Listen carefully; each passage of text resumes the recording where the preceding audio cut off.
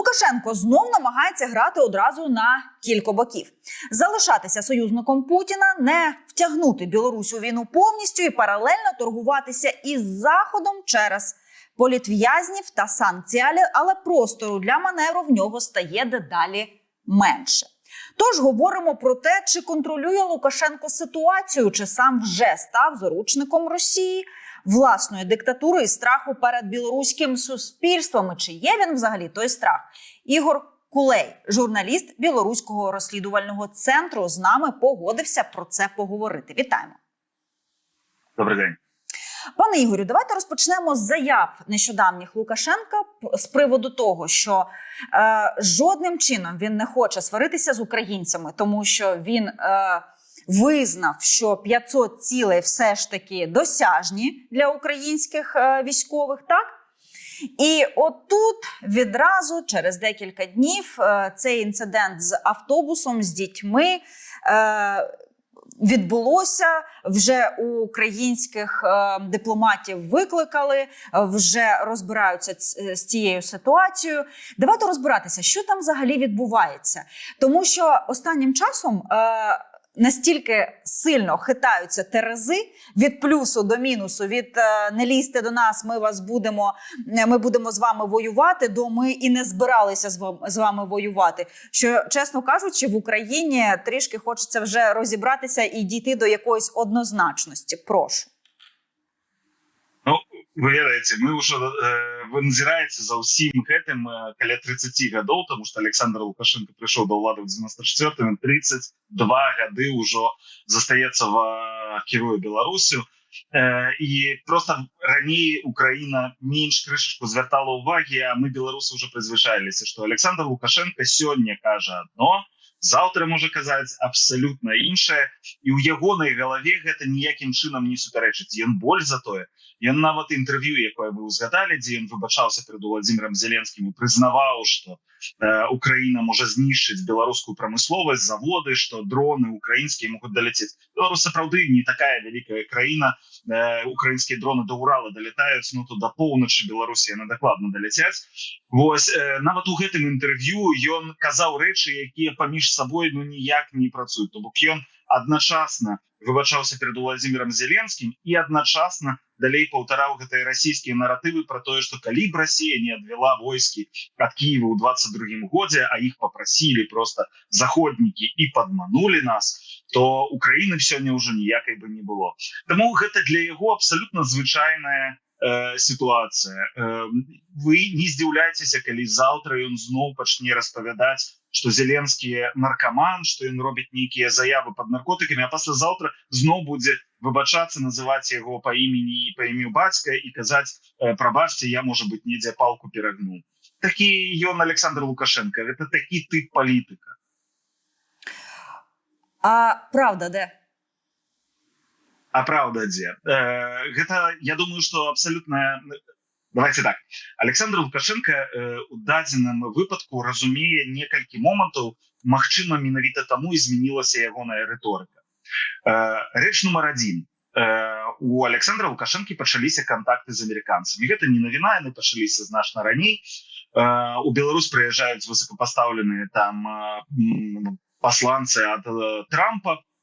Яны размаўляюць з Александром Лукашенко, нават удаецца штосьці зрабіць. Ён вызваляе палітвязняў, а амерыканцы здымаюць некаторыя санкцыі з Беларусі.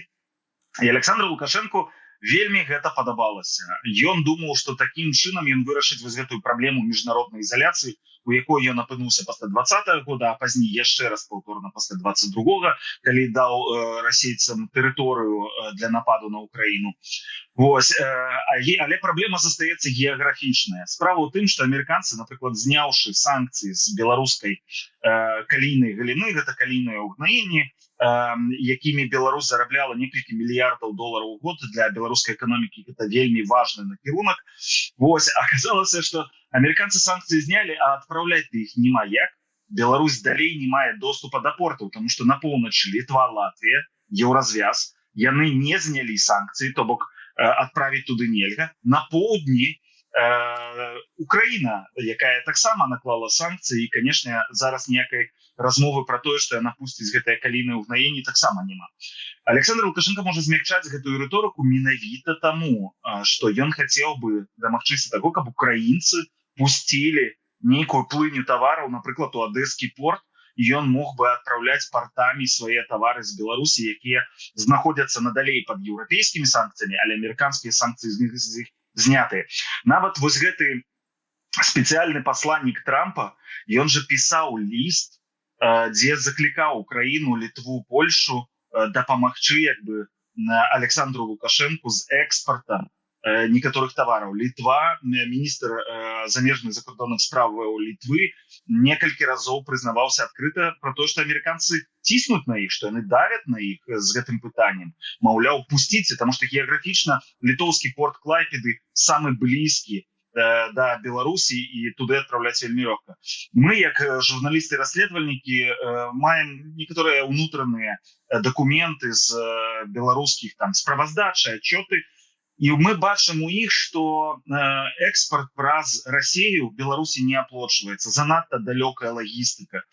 І усе гэтыя гады, вось пасля 22-го года, калі Беларусь не можа высылаць свае тавары, яны переарыентаваліся на порты Расіі, працуюць праз некалькі портаў, у тым ліку праз Новарасійск ці Піцер, але унутраныя дакументы і даклады паказваюць, што гэта не аплачваецца, яны не зарабляюць на гэтым грошы. І таму Александру Лукашенку кроў з носа патрэбна альбо украінскі порт, альбо літоўскі порт.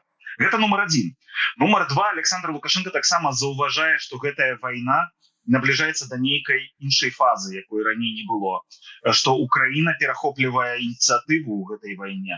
Мы бачым атакі на Москву, так, мы бачым дэфіцыт паліва, дэфіцыт бензіна ў Расіі. Ён адчувае, што магчыма гэтая вайна ідзе да завяршэння. Яму трэба ўжо сёння заняць нейкую пазіцыю, паказаць, што ён такі голуб міра, што ён такі міратворац. Яму трэба памірыцца недзе, можа быць, з Украінай, ці наладзіць хаця б уступна пэўныя нейкія кантакты дзеля таго, каб пасля завяршэння вайны Беларусь таксама не засталася з боку гэтай дамовы, каб яна таксама нешта атрымала, каб яна выйшла з гэтай сітуацыі ўсёй не ў тым стане, у якім яна знаходзіцца сёння, пад санкцыямі і ў абсалютнай міжнароднай ізаляцыі. Ну тоді просто є питання, чи має реально Лукашенко простір ось цього люфту для маневру, так, між Москвою, Заходом, Україною, тому що зараз це виглядає доволі неоднозначно. З одного боку він змінив свою риторику, з іншого боку він все одно посібник Путіна, з іншого боку мав би і хотів би покращення стосунків із Заходом, з Китаєм, що там відбувається. Давайте розберемося, де на ось цій мапі тепер ті 4 позиції. Прошу. Я бы параіў украінцам не даць сябе падмануць. У якім сэнсе не даць сябе падмануць? Александр Лукашенко, гэта толькі словы, гэтыя словы выбачэння, у тое, што ён кажа, вы заўважаеце, гэта разыходзіцца вялікім рэхам па ўкраінскіх сродках масавай інфармацыі, што вось, глядзіце, Лукашенко змяніў рыторыку. Пры гэтым трэба глядзець, што рукі робяць да Александра Лукашэнкі. А рукі, то бок беларуская прамысловасць і заводы ўсё больш інтэгруюцца ў расійскі вайскова-прамысловы комплекс. Мы таксама расследуем и выпускаем огроменную колькасць гісторый. Вось толькі недавно, 2 месяца тому, мы выпустили самое великое наше расследование на кон беларускай дапамогі России в вайсковым плане. Там фігуравала 58 беларускіх кампаній, якія супрацоўнічаюць наўпрост з расійскімі прадпрыемствамі ВПК. То бок пастаўляюць ім кампаненты, альбо зброю канкрэтную, альбо нейкія запчасткі, дэталі, паслугі, якія дапамагаюць Расіі забіваць украінцаў. То бок беларуская прамысловасць за 4 гады вайны яна не зменшыла свой удзел у дапамозе расійскай ваенцы. Яна, наадварот, яго нарасціла. Прычым уключыліся ў гэты працэс ужо не толькі дзяржаўныя вялікія буйныя прадпрыемствы, якія і раней супрацоўнічалі з Масквой, такія як, напрыклад, Менскі завод колавых цягачоў, які пастаўляе шасі под Арэшнік, под С-300, под С-400, под гэты комплексы, под Грады і так далее, под Іскандеры. Менавіта ў Беларусі робяцца вось гэтыя машыны, на якіх гэтыя ракеты стаяць. ці як завод Пелінг, які пастаўляе прыцэлы на расійскія танкі. Не, мы ўжо бачым, што у гэты працэс інтэграцыі з расійскай ваенкай уключыліся нават прыватныя беларускія фірмы, нават невялічкія. Мы знайшлі фірму са Смаргоні, якой валодаюць проста жанчына, якая вядзе інстаграм пра торцікі, як яна робіць торцікі, у яе можна выпечку замовіць. А насамрэч яна з'яўляецца уласніцай 30% долі у кампаніі разам са сваёй сястрой, якая валодае наступнымі 30%, якая пастаўляе расійскім ваенным заводам вакуумнае абсталяванне, якое дапамагае рабіць авіяцыйныя прыцэлы для бомбавальнікаў Су-34. Што гэтыя Су-34 робяць в Украіне, вы добра ведаеце. Вось, таму не верьце таму, што кажа Александр Лукашенко, глядзіце за тым, што адбываецца насамрэч за гэтым. Ці зменшаецца колькасць вось такіх паставак у Расію? Не зменшаецца. Я вам адразу даю адказ. Мы палічылі, што кожны наступны год вайны, вось паўнамаштабнай вайны пасля 22 года, Беларусь удвая нарошчвала пастаўкі ваеннага абсталявання ў Расію. То бок, калі, напрыклад, у першы 22 год гэта умоўна, я кажу, зараз было 100 мільёнаў, то ў 23-м это было 200 мільёнаў, у 24-м это было уже 400 мільёнаў і ў 25-м 800 мільёнаў. Разумееце, яны кожны год павялічваюць у 2 разы гэтыя пастаўкі. Вось за гэтым трэба сачыць, а не за тым, што Александр Лукашенко там у прэсе кажа. Давайте трішечки поговоримо про політичних в'язнів. І про політичних в'язнів у розрізі інструменту торгу, в тому числі. Більше 1100 політв'язнів. Реальна лібералізація відбувається у Білорусі? Чи це виключно зараз інструмент торгу відносно Америки, відносно західних партнерів наших? Прошу. Конечно, ніякая лібералізація ў Беларусі не адбываецца. Прабачце, што мяне так это рассмешыла, але насамрэч людзі, якія сочаць за тым, што адбываецца ў Беларусі, вось так пільна, як бы яны бачаць, што увогуле нават сігнальчыкаў, нават маленькіх няма да нейкай там лібералізацыі. Нават людзі, якіх вызваляюць з турмаў, іх выціскаюць за межы Беларусі. Трэба памятаць, што Александр Лукашенко, калі вызваляе вось гэтых палітвязняў по просьбе американского боку взамен на зняццё санкцыяў, гэтыя людзі не маюць права застацца ў Беларусі. Іх садзяць у аўтобусы і выкідваюць за межы уласнай краіны. Уявіце сабе, вы толькі што адсядзелі 5-6 гадоў у турме, вас пасадзілі, прям з турмы забралі, пасадзілі ў аўтобус, у вас няма нічога, ім нават пашпарты не даюць, іх дакументы, і проста выкідаюць іх за мяжу. У вас няма ні дома, ні вопраткі ніякай, вам няма зубной шчоткі, нават у вас няма нічога, вас просто выкінулі. І тут, дзякуючы ўжо беларусам, якія знаходзяцца за мяжой, дзякуючы падтрымцы таксама заходніх краінаў і грамадства, у тым ліку польскага, літоўскага, якія ведаюць пра гэтую праблему, яны ўжо дапамагаюць гэтым людзям. А Александр Лукашенко сваіх уласных грамадзян выкідае проста. Пры гэтым ёсць статыстыка, што адначасна з тым, як ён вызваляе, напрыклад, 100 чалавек, за гэты ж самы час ён бярэ новых палітвязняў, там 150 чалавек. У Беларусі няма праблемы набраць палітвязняў.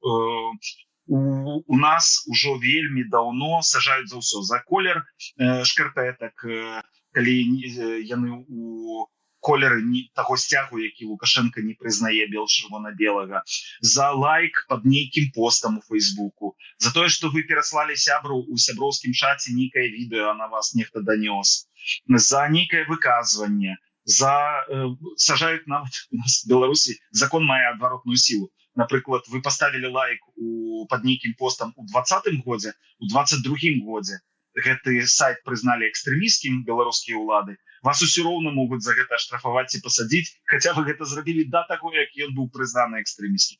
Таму Александру Лукашенку няма ніякай праблемы набраць чарговую 1000, 10 тысяч, 100 тысяч палітвязняў, каб выменяць іх амерыканцам на санкцыі.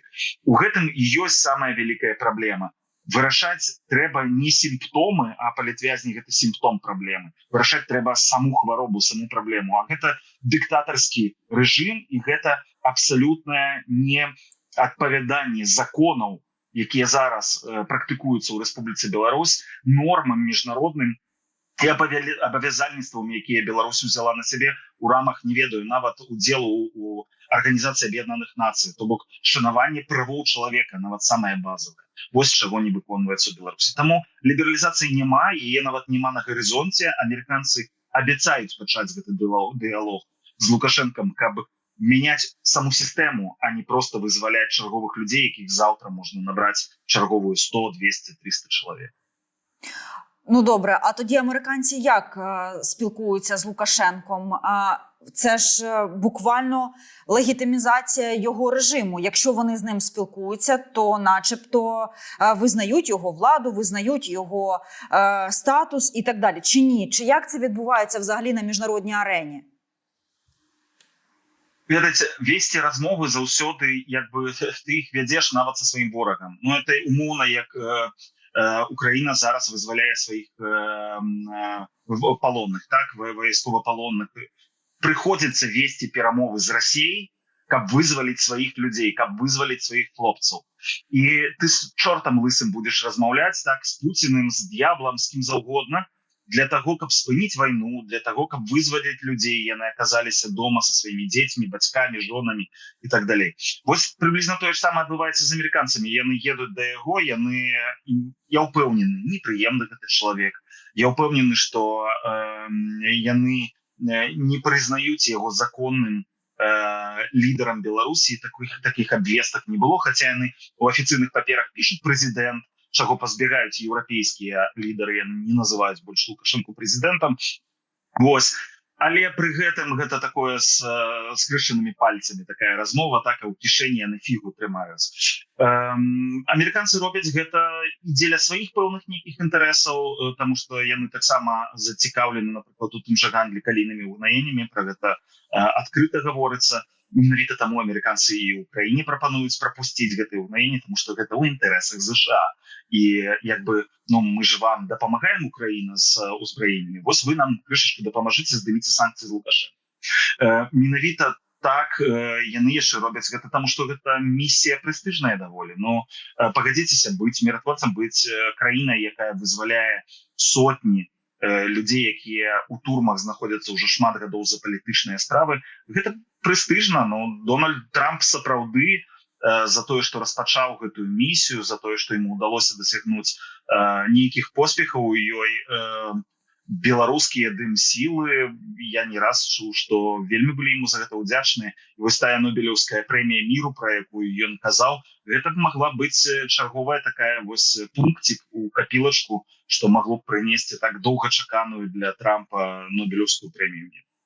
Вось гэты мірны працэс і размовы з рэжымам Лукашэнкі аб вызваленні людзей. Яку роль у цій всій політичній грі відіграє Китай? Як впливає на Білорусь? Чи впливає?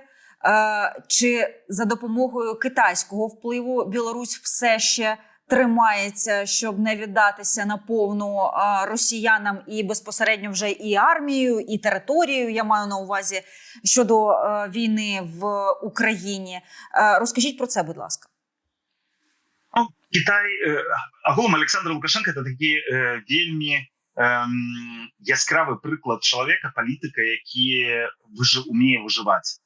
І, канешне, залежнасць ад Расіі зараз стала настолькі высокай, і яна стала ўжо небяспечнай проста для Беларусі, што яму трэба шукаць нейкіх іншых партнёраў. Кітай быў і да паўнамаштабнай вайны Расіі супраць Украіны блізкім партнёрам для Лукашэнкі, блізкім для беларускага рэжыму. Кітай вельмі шмат паставіў на тое, каб Беларусь сталася такімі варотамі ў Еўропу для ягоных прадуктаў. Мы таксама частка вось гэтай кітайскай стратэгіі адзін пояс, адзін шлях, шаўковы гэты шлях, то бок для тавараў, якія едуць у Еўропу. У Беларусі пад Менскам знаходзіцца вялікі лагістычны комплекс Вялікі камень, і там індустрыяльны парк развіты. Кітайцам далі вельмі істотныя ільготы на тое, каб гэта ўсё збудаваць. Калі казаць пра палітычныя нейкія выказванні, Кітай крышку іншага тыпу дыпламатыю вядзе.